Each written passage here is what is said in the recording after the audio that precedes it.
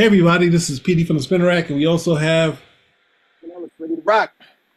today we have a trailer of Jurassic World Rebirth, and Let's see this. Yes. so there's a lot of buzz around this. We're not going to keep you waiting. It has Scarlett Johansson, and we'll see how it goes. Mm-hmm.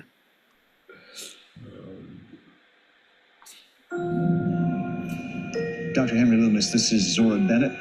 I'm a mission specialist. Sorry, what mission? This would be a medical breakthrough that could save countless lives. And it comes from the largest dinosaurs on the planet. Oh my God. Fortunately for us, all these species exist in one isolated place. Can you be ready tomorrow? I can guarantee your safety. I mean, more or less. More or less? He's your guy? We're the best at moving things and people in and out of places they shouldn't be. Move up towards Barbados, avoid government patrol, but there aren't that many anymore. Why's that? No one's dumb enough to go where we're going. This island was the research facility for the original Jurassic Park. We need DNA from the 3 biggest dinosaurs.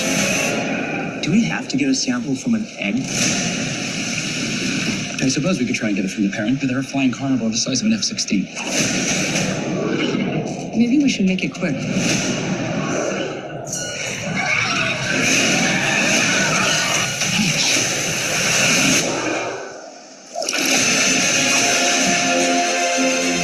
These dinosaurs were too dangerous for the original park. Please don't say they're raptors. They're raptors. The worst of the worst. We're left here. Come on! Duck it!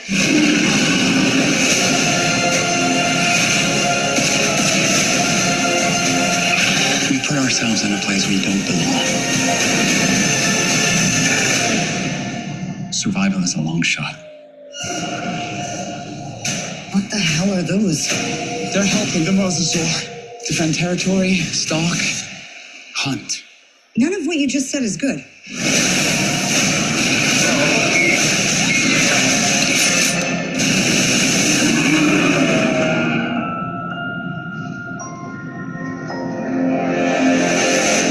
I want to quote The Simpsons: "The guns, they do nothing. There's nothing you can do against that." What are your thoughts? I'm gonna see it. You're going to see this? Yeah. Did you see the other Jurassic Worlds? I like the first two. I thought the last. I don't even remember. No, the Jurassic one. Park. The Jurassic Park and Jurassic All World.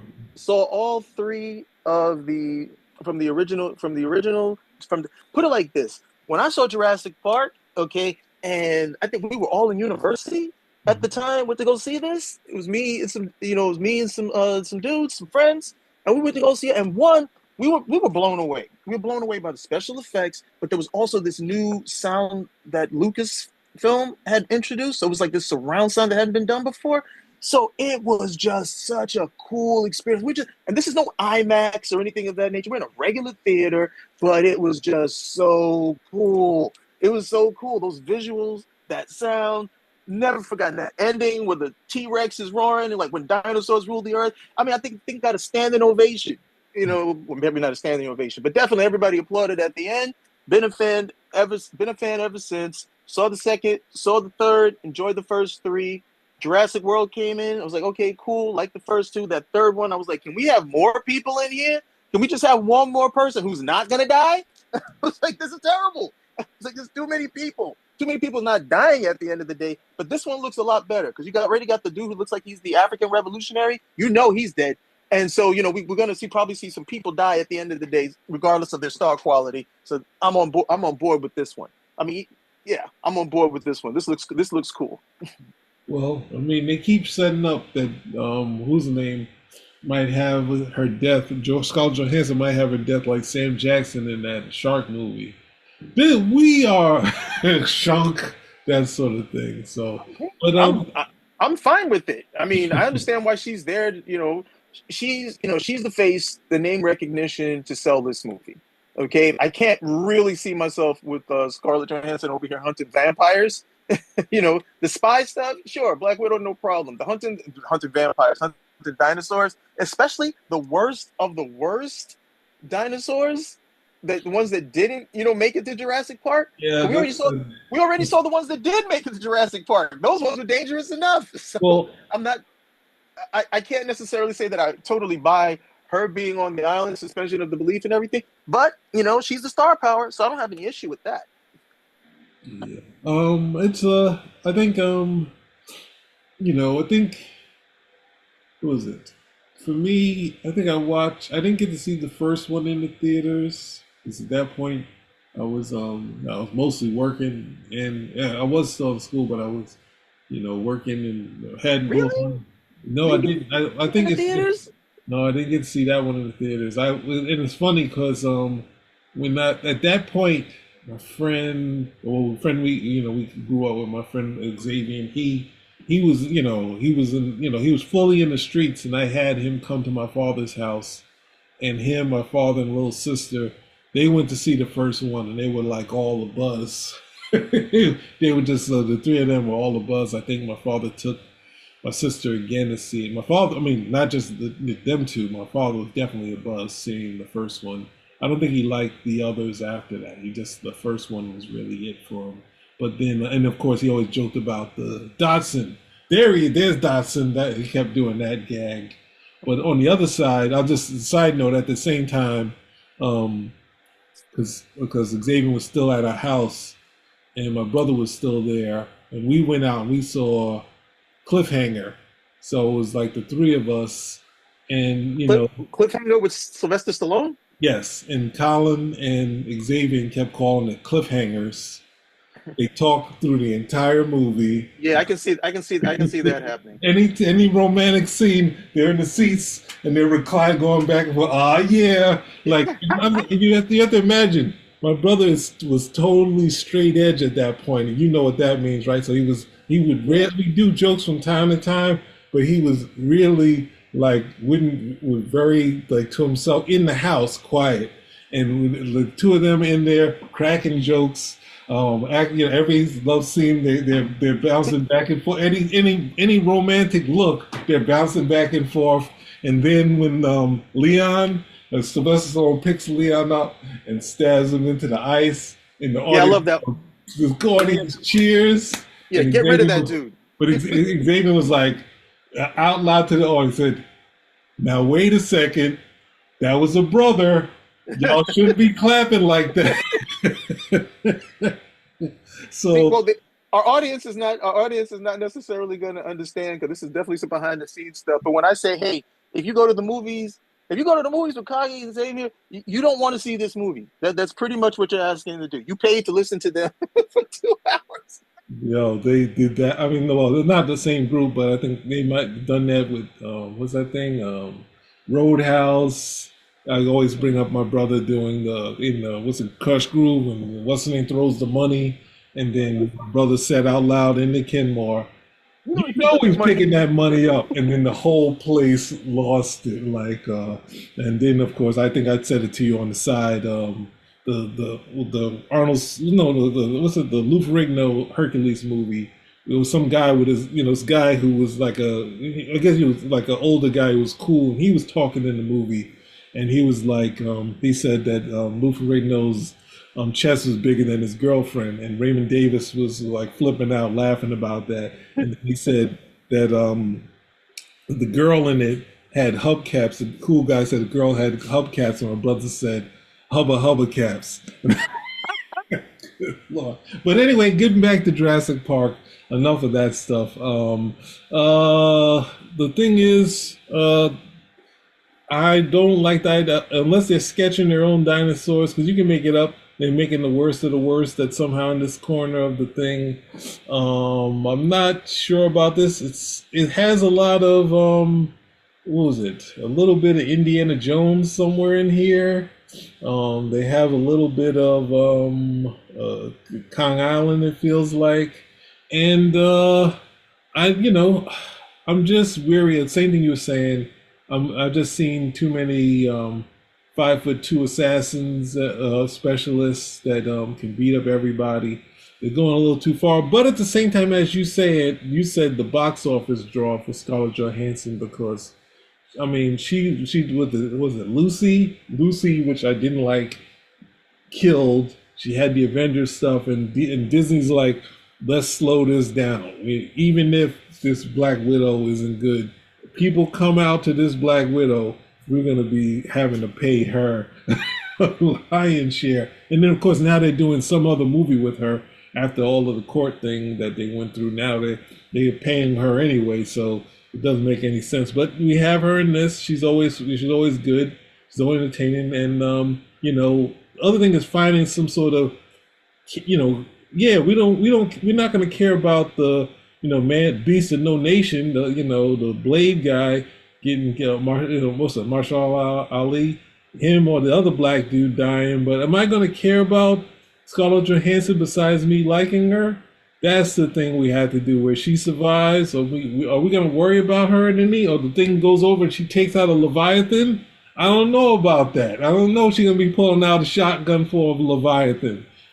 Are we going to care? Not really. As long as she looks damn good doing it, we're not concerned. Okay, that's pretty much.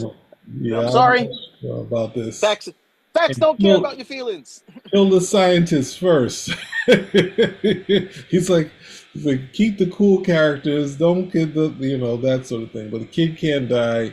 Of course, they're going to keep the scientists alive, and start did you see The Last Boy Scout? Oh my God! Please, what about The Last Boy Scout? So I think Halle Berry's in the movie, and they killed her real early in the movie, and that was pretty much the end of the movie. Well, I'm glad you said that because that's one of the things that people like. A lot of, for some reason, when I was in college, you never could tell. There were people who liked black people who liked Mark for Death. And black people coming back from the Last Boy Scouts saying, yeah, they killed Harry Berry. I'm like, what is wrong with you guys? You see, the only good thing about, no, actually, what's the name? Tommy Davidson was funny in Strictly Business. I can't say that. But yeah, it's, yeah. But that was a better movie. So, yeah, we can hope for the best, but the thing is, you have this spectacle. The hard part is that, yeah, you can do, you can buy into the military grade planes taking out King Kong. You're not doing it. I don't care what kind of tranquilizers in this thing, or what is it going to be, a dum-dum missile exploding thing to destroy the Leviathan type of thing? King Kong is like, I can't even call him a monster. He's more like a beast. But they already set it up that this, King Kong can die. That's from the first movie. That you hit this dude with enough bullets, it's pretty much at the end of it. At the end of the day, so that's not a big deal for me if you've already set that up. But these things, and again, I'm a little bit more of a dinosaur aficionado, but dinosaurs, like the average size of a dinosaur, from that type of age is like maybe like a cow. And, they really went age-gap with the sizes on these dinosaurs to make them look more intimidating. Like a velociraptor, they said like the average size of a velociraptor would be like a chicken. But the idea is that these dinosaurs were dangerous because they hunted in packs, like wolves for that instance. Like, a grown man might be able to fend off one wolf. Okay, but once you start getting them in packs, like, no, you're pretty much toast at the end of the day. It's not going to happen. That was the same thing with with velociraptors. Forget about it. When's the last time you've seen the movies? Do any of those velociraptors look like they're the size of a chicken?